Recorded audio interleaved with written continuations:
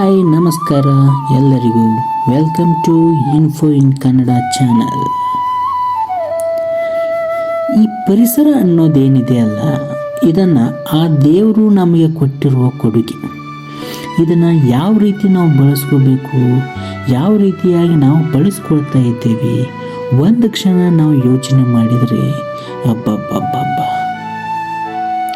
ಆ ದೇವರೇ ಬಂದು ಹಳ್ಳಿ ನೋಡಿದರೆ ಈ ಪ್ರಕೃತಿನೇ ನಾನು ಕೊಟ್ಟಿದ್ದ ಅಂತ ಅವನೇ ಆಶ್ಚರ್ಯ ಪಡುವಷ್ಟು ನಾವು ಹಾಳು ಮಾಡಿಬಿಟ್ಟಿದ್ದೇವೆ. ಪರಿಸರವಾದಿಗಳು ಪರಿಸರವನ್ನು ರಕ್ಷಿಸಬೇಕು ಅಂತ ಅನ್ನೋ ಮನಸ್ಸುಗಳನ್ನು ಹೊಂದಿರುವ ವ್ಯಕ್ತಿಗಳು ಪರಿಸರದಿಂದ ಆಗುವಂಥ ಅನುಕೂಲಗಳನ್ನು ನಾವು ಹೀಗೆ ಪರಿಸರವನ್ನು ನಾಶ ಮಾಡ್ತಾ ಹೋದರೆ ಆಗುವ ಅನಾನುಕೂಲಗಳನ್ನು ಒತ್ತಿ ಒತ್ತಿ ಹೇಳ್ತಾ ಇದ್ದರೂ ಕೂಡ ನಾವು ಮನುಷ್ಯರು ಆ ಯಾವುದೇ ಮಾತುಗಳನ್ನು ತೆಗೆದುಕೊಳ್ಳದೆ ಒಂದೇ ಸಮನೆ ನಾಶ ಮಾಡ್ತಾ ಹೋಗ್ತಾ ಇದ್ದೀವಿ. ಇದೆಲ್ಲನೂ ಅವರು ಹೇಳ್ತಾ ಇರೋದನ್ನೇ ನಾವು ಕಡೆಗಣಿಸ್ತಾ ಇರೋದನ್ನು ನೋಡ್ತಾ ಇದ್ದರೆ ಒಂದು ಕತೆ ನೆನಪು ಬರ್ತಾ ಇದೆ, ಹೇಳ್ತೀನಿ ಕೇಳಿ. ಒಂದೂರಲ್ಲಿ ಒಬ್ಬ ರೈತ ಇದ್ದ. ಅವನು ತನ್ನ ಹೊಲದಲ್ಲಿ ಬೆಳೆದಂಥ ಎಲ್ಲ ದವಸ ಧಾನ್ಯಗಳನ್ನು ತಗೊಂಡು ಬಂದು ತನ್ನ ಮನೆಯಲ್ಲಿ ನಿಟ್ಟು ಹಚ್ಚಿ ಇಟ್ಟ. ಗೋಧಿ, ಜೋಳ, ಎಲ್ಲ ದವಸ ಧಾನ್ಯಗಳು ಅವನು ಏನೇನು ಬೆಳೆದಿದ್ನಲ್ಲ ಎಲ್ಲವನ್ನು ಒಂದು ನಿಟ್ಟು ಹಚ್ಚಿದ. ಅಲ್ಲಿ ಒಂದು 2 ಇಲಿಗಳು ಬಂದು ಸೇರಿಕೊಂಡು, ಒಂದು ಗಂಡಿಲಿ ಒಂದು ಹೆಣ್ಣಿಲಿ. ಅವು ದಿನಾಲು ದವಸ ಧಾನ್ಯಗಳ ಚೀಲನ ಹರಿಯೋದು, ತಿನ್ನೋದು, ಓಡಾಡೋದು, ಮತ್ತೆ ತಿನ್ನೋದು, ಹೀಗೆ ಉಪ್ಪಟ್ಟಳ ಜಾಸ್ತಿ ಆಗೋಯಿತು.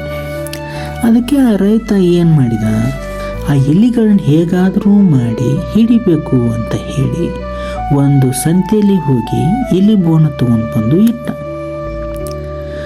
ಬಂದು ಅವನ ಹೆಂಡತಿಗೆ ಹೇಳಿದ, ಆ ಇಲಿಗಳನ್ನು ಹಿಡಿಯೋಕ್ಕೆ ಒಂದು ಬೋನ್ ಇಟ್ಟಿದ್ದೀನಿ, ನೀನದರಲ್ಲಿ ಒಂದು ಬಿಸಿ ಬಿಸಿ ಬೋಂಡ ಮಾಡಿ ಅದರಲ್ಲಿ ಇಟ್ಟುಬಿಡು, ಅದರ ವಾಸನೆಗೆ ಇಲಿಗಳು ಬಂದ ಬೋನಿಗೆ ಬೀಳ್ತವೆ, ನಮಗೆ ಚಿಂತೆ ಬಿಟ್ಟು ಹೋಗುತ್ತೆ ಅಂತ ಹೇಳಿದ. ಅದೇ ರೀತಿ ಅವನ ಹೆಂಡತಿ ಬೋಂಡವನ್ನು ಮಾಡಿ ಆ ಇಲಿ ಬೋನಲ್ಲಿ ಇಟ್ಲು. ಅದನ್ನು ಗಂಡಿ ಇಲಿ ಅವರು ಮಾತಾಡೋದನ್ನೆಲ್ಲ ಕೇಳಿಸ್ಕೊಂಡು ತನ್ನ ಹೆಂಡತಿ ಇಲ್ಲಿಗೆ ಹೇಳ್ತು, ಈ ರೀತಿಯಾಗಿ ಬೋನ್ ತಂದಿಟ್ಟಿದ್ದಾರೆ, ಅಡ್ಡಾಡೋ ಮುಂದೆ ಹುಷಾರಾಗಿರು ಅಂಥೇಳಿ. ಆದರೂ ಎಲ್ಲೋ ಮನಸ್ಸಲ್ಲಿ ಒಂಥರ ಕಸಿ ಬಿಸಿ ಆ ಇಲಿಗೆ. ಹೀಗಾಗಿ ಸಹಾಯ ಕೇಳೋಣ ಅಂಥೇಳಿ ಆ ರೈತ ಸಾಕಿದಂಥ ಕೋಳಿ ಬಳಿಗೆ ಹೋಗಿಬಿಟ್ಟು ಕೇಳ್ತಾ ಇದ್ದೆ, ಆ ಇಲಿ ನೋಡು, ರೈತ ನಮ್ಮನ್ನು ಹಿಡಿಲಿಕ್ಕೆ ಇಲಿ ಬೋನ್ ತಂದಿಟ್ಟಿದ್ದಾನೆ, ಏನಾದರೂ ಸಹಾಯ ಮಾಡು, ನಮಗೆ ಅಡ್ಡಾಡಕ್ಕೆ ಹೆದರಿಕೆ ಬರ್ತಾ ಇದೆ, ಏನಾದರೂ ಸಹಾಯ ಮಾಡು ಅಂತ ಕೇಳ್ತು. ಆಗ ಕೋಳಿ ಹೇಳ್ತು, ಅದು ಇಲಿ ಬೋನ್ ತಾನೇ, ನಿನಗೆ ಹೆದರಿಕೆ ಆದರೆ ನಾನೇನು ಮಾಡಲಿ ಅಂತ ಹೇಳಿ ಅದರ ಪಾಡಿಗೆ ಬಿಟ್ಟು ತನ್ನ ಪಾಡಿಗೆ ತಾನು ನಡೆದೋಯ್ತು. ಕೋಳಿಯಿಂದ ಹೆಲ್ಪ್ ಆಗಲಿಲ್ಲ ಅಂಥೇಳಿ ಮತ್ತೆ ಆ ಇಲಿ ಆ ರೈತ ಸಾಕಿದ ಆಡತ್ರ ಹೋಯ್ತು. ಆಡತ್ರ ಹೋಗಿ, ನೋಡು, ಆ ರೈತ ಇಲಿ ಬೋನ್ ಇಟ್ಟಿದ್ದಾನೆ, ನಮಗೆ ತೊಂದರೆ ಆಗ್ತಿದೆ, ಏನಾದರೂ ಸಹಾಯ ಮಾಡು ಅಂತ ಕೇಳ್ತು. ನನಗೆ ಅದಕ್ಕೆ ಸಂಬಂಧ ಇಲ್ಲ, ಹೋಗು ಅಂತ ಹೇಳಿ ಬೈದ್ಬಿಟ್ಟು ಓಡೋಯ್ತು. ಕೊನೆಗೆ ಪ್ರಯತ್ನ ಮಾಡೋಣ ನೋಡೋಣ ಅಂಥೇಳಿ ಅವನು ರೈತ ಸಾಕಿದಂಥ ಕುರಿ ಹತ್ರ ಹೋದ. ಇಲಿ ಕೇಳ್ತು, ನೋಡು ಕುರಿಯನ್ನು, ಆ ಇಲಿ ಬೋನನ್ನು ತೆಗಿಲಿಕ್ಕೆ ಏನಾದರೂ ಸಹಾಯ ಮಾಡಿ, ನಮಗೆ ತುಂಬ ತೊಂದರೆ ಆಗ್ತಾ ಇದೆ ಅಂತ ಕೇಳ್ತು.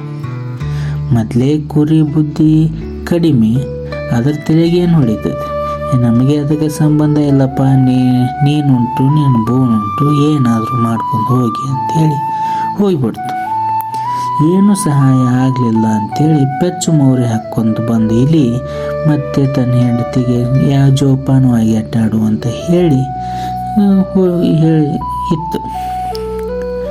ನಂತರ ಆ ಇಲಿ ಬೋನಿಗೆ ಒಂದು ದಿನ ರಾತ್ರಿ ಹಾವು ಬಂದು ಸಿಕ್ಕೊಂಡ್ಬಿಡುತ್ತೆ. ಆಗ ಅಲ್ಲಿ ಆಗ್ತಾ ಇರೋ ಗದ್ದಲವನ್ನು ಕೇಳಿ ಆ ರೈತನ ಹೆಂಡತಿ ಏನಾಯಿತು ಅಂತ ನೋಡಕ್ಕೆ ಬರ್ತಾಳೆ. ಅದರಲ್ಲಿ ಹಾವು ಸಿಕ್ಕೊಂಡಿರುತ್ತೆ. ಅವಳು ಬರೋದಕ್ಕೂ ಅದು ಬೋನಿಂದ ತಪ್ಪಿಸ್ಕೊಂಡು ಹೊರಗೆ ಹೋಗೋದಕ್ಕೂ ಒಂದೇ ಸಮಯ ಆಗಿ ಹೋಗುವಾಗ ಆ ರೈತನ ಹೆಂಡತಿ ಕಾಲಿಗೆ ಕಚ್ಚಿ ಹೋಗ್ಬಿಡುತ್ತೆ.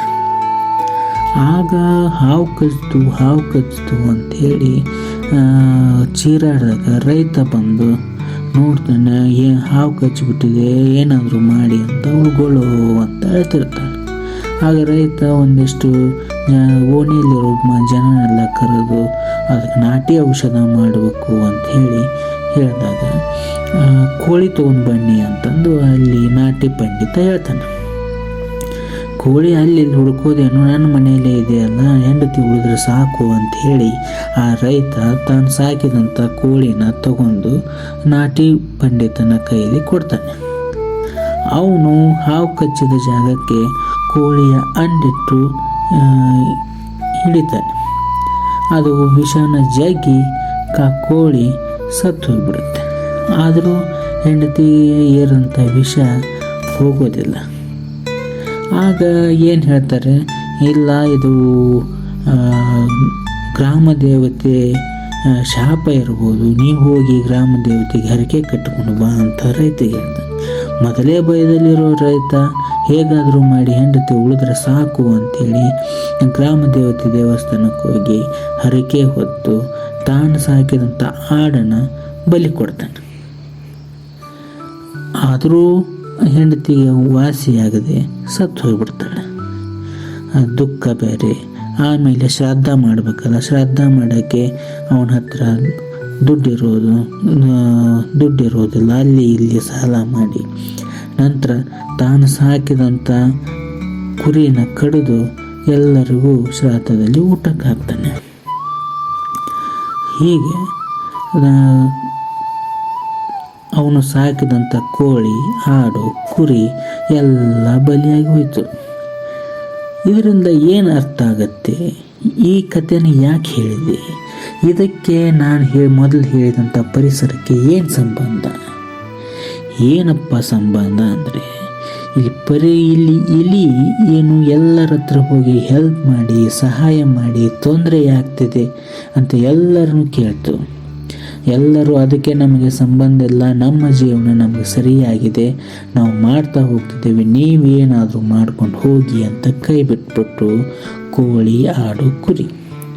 ಅದೇ ರೀತಿ ಈಗ ನಮ್ಮ ಪರಿಸರವಾದಿಗಳು ಪರಿಸರ ನಾಶ ಆಗುತ್ತೆ, ನಾಶವಾದರೆ ತುಂಬ ತೊಂದರೆ ಆಗುತ್ತೆ, ಅನಾನುಕೂಲವಾಗುತ್ತೆ ಅಂತ ಎಷ್ಟು ಬಾರಿ, ಎಷ್ಟು ಸಾರಿ, ಎಷ್ಟು ವಿಧದಲ್ಲಿ ಹೇಳಿದರೂ ಕೂಡ ಅದಕ್ಕೂ ನಮಗೂ ಸಂಬಂಧ ಇಲ್ಲ. ನಮ್ಮ ಜೀವನ, ನಮ್ಮ ಐಷಾರಾಮಿ ನಾವುಂಟು, ನಾವು ಬದುಕಿ ಹೋದರೆ ಸಾಕು, ಪ್ರಕೃತಿ ಯಾರಿಗೆ ಬೇಕು ಅಂತ ನಾವೇನು ಹೋಗ್ತಾ ಇದ್ದೇವಲ್ಲ, ಜನರೇನು ಹೋಗ್ತಾ ಇದ್ದಾರಲ್ಲ, ಅದು ತಪ್ಪು. ಅವ್ರು ಹೇಳೋದು ನಮ್ಮ ಒಳ್ಳೆಯದಕ್ಕೆ, ಅವರು ಪರಿಸರವನ್ನು ಕಾಪಾಡಬೇಕು ಅಂತ ಹೇಳ್ತಾ ಇದ್ದಾರಲ್ಲ, ಅದಕ್ಕೆ ನಾವು ಕೈ ಜೋಡಿಸಿ ಪರಿಸರವನ್ನು ಉಳಿಸಿಕೊಳ್ಳುವ ಕೆಲಸವನ್ನು ನಾವು ಮಾಡೋಣ.